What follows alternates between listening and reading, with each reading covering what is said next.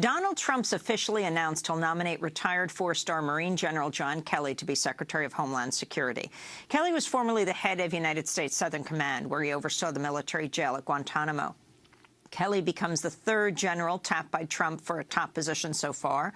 While the head of United States Southern Command, Kelly promoted the Alliance for Prosperity, a program that provides hundreds of millions of dollars in police and military funding to Honduras, El Salvador, Guatemala. Kelly's also repeatedly called the U.S.-Mexico border a threat to national security, leading many to worry he'll escalate the militarization of the border and U.S. immigration policy overall. To talk more about Kelly's nomination, we're joined by two guests. In Los Angeles, Roberto Lovato is with us, independent journalist working out of the San Francisco Writers' Grotto. And here we're joined by Bahar Azmi, who is legal director of the Center for Constitutional Rights, which has been representing Guantanamo prisoners since 2002.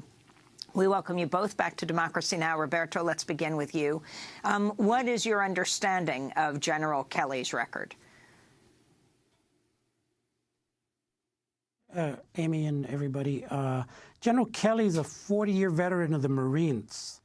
And he, I think, embodies the military values that have been instilled not just in the Marines, Air Force, Army, but also within the homeland itself. I think that you have somebody who is very clear in terms of what his mission is as a general, and that it's a communications function more than anything else, oddly enough. And he has this one quote where he talks about this op-ed in the Miami Herald, where he says, Colombia showed us the way. He sees Colombia as an example of how to instill peace and bring prosperity into a country where, I don't know if anybody knows anything about Colombia, but there's like 7 million people displaced, a massive paramilitary and death squad operation, and massive impunity on the part of the policing and security, and the fusion of military with police functions. I mean, one of the good things about,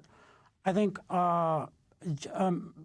Kelly is that he makes obvious the militarization of not just immigration, but of U.S. society since before Obama and Bush even. I mean, Homeland Security's budget has gone from like $4.3 billion to now $34 billion. Look at Standing Rock. A lot of people didn't realize, but there were Border Patrol agents, heavily armed Border Patrol agents at Standing Rock. What was the Border Patrol doing at Standing Rock is the question. And so I think Major Kelly makes that really clear in a way that Barack Obama, and telling us in the cadences of Martin Luther King that Homeland Security was a good thing, doesn't do so. Again, responding with fear is kind of useless when you have the most militarized cabinet in U.S. history, right? Well, with Kelly, that's 3 people.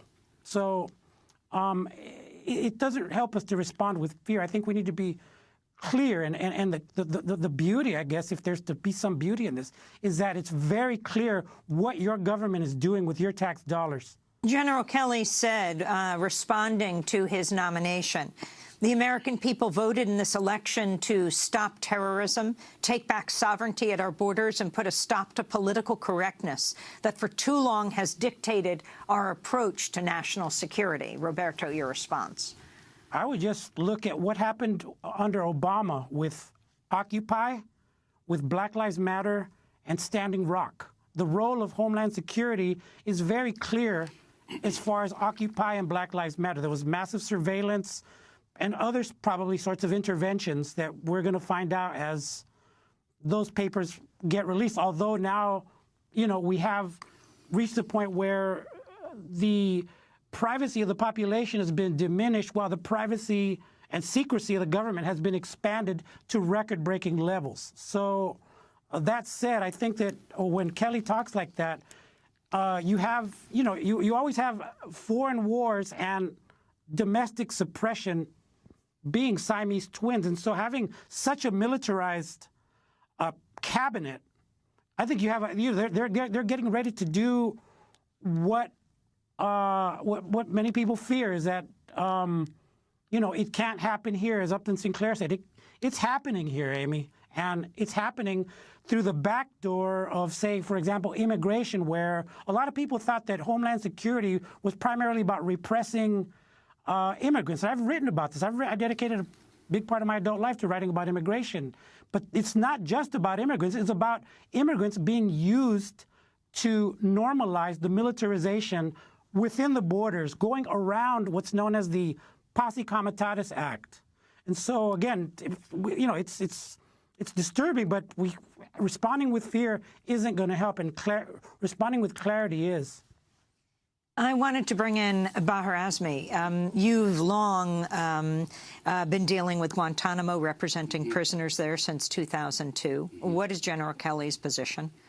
Well, just in general, Amy, I think to have someone in charge of the largest civilian agency in the United States who not only defended but further distorted one of the most grotesque extra-legal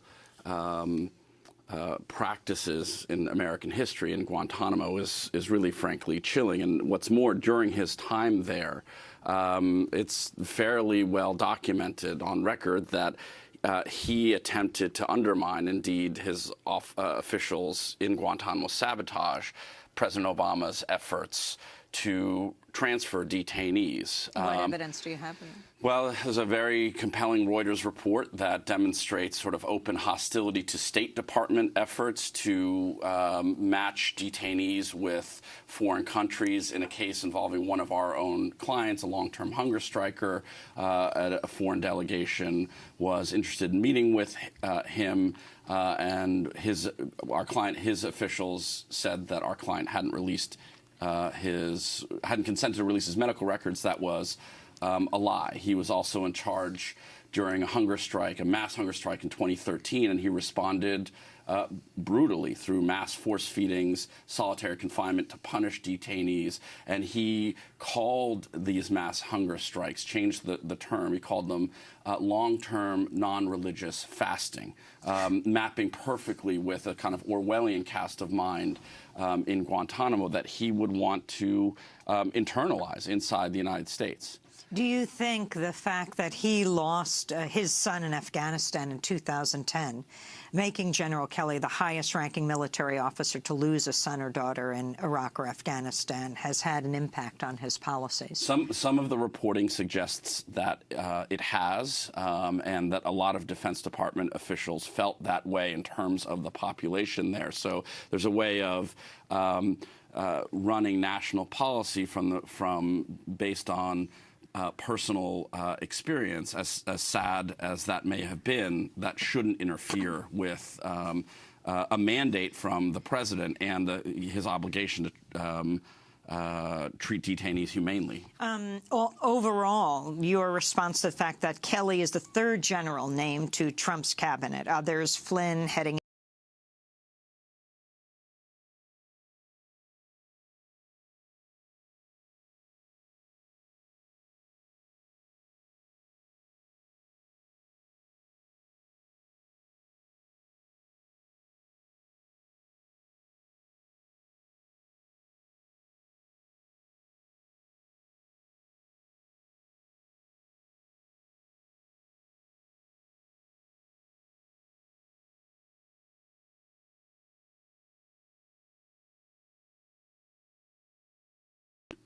that's not a democratic institution. They are not responsive to democratic politics or democratic accountability. There's a separate system of justice. They don't have the same obligations to things like transparency and deliberation. So I think that it's very worrying. And in particular, his statement, I hadn't realized that he wants to end political correctness in national security policy is just a really worrying kind of dog whistle to the alt-right, who wants more torture and more profiling. But torture is not problematic because it's politically incorrect. It's problematic because it's illegal and immoral. Registration and surveillance of Muslims is not problematic because it's politically incorrect. It's illegal and immoral. And so that he would think that this is a problem in national practice